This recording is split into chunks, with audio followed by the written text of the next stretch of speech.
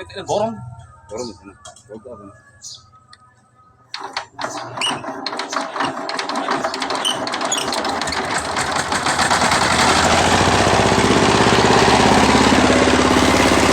আসসালামু আলাইকুম সুপ্রিয় দর্শক, আপনারা এখন যা দেখছেন তা সত্যি অসাধারণ।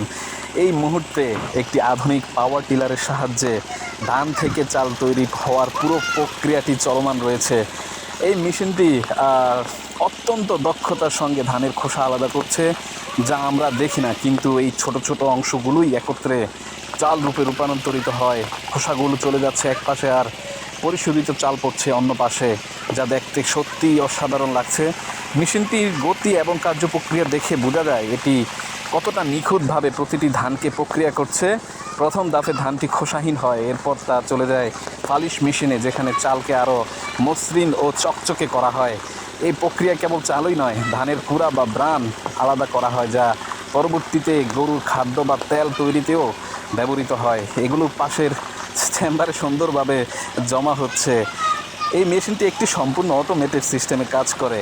এই যে টাংটি দেখতে পাচ্ছেন, এই টাংটির উপরে ধান দেওয়া হয় এবং ধান থেকেই পরবর্তীতে চাল বানানো হয়, এবং এটি খুব সহজ এবং খুব দ্রুত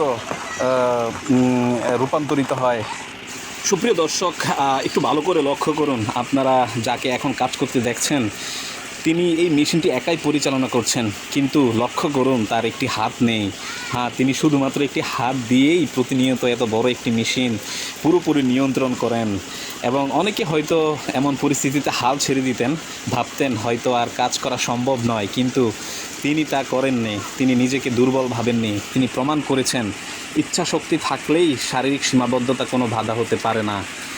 তিনি চাইলেই বসে থাকতে পারতেন, সহানুভূতির আশায় হাত পেতে বাঁচতে পারতেন, কিন্তু না, তিনি তা করেননি। তিনি নিজের শ্রম দিয়ে ঘাম ভেজা হাতে সততার সঙ্গে জীবন চালিয়ে যাচ্ছেন। এটি শুধু মনোমুগ্ধকরই নয়, বরং আমাদের সবার জন্য এক বিশাল শিক্ষা বটে।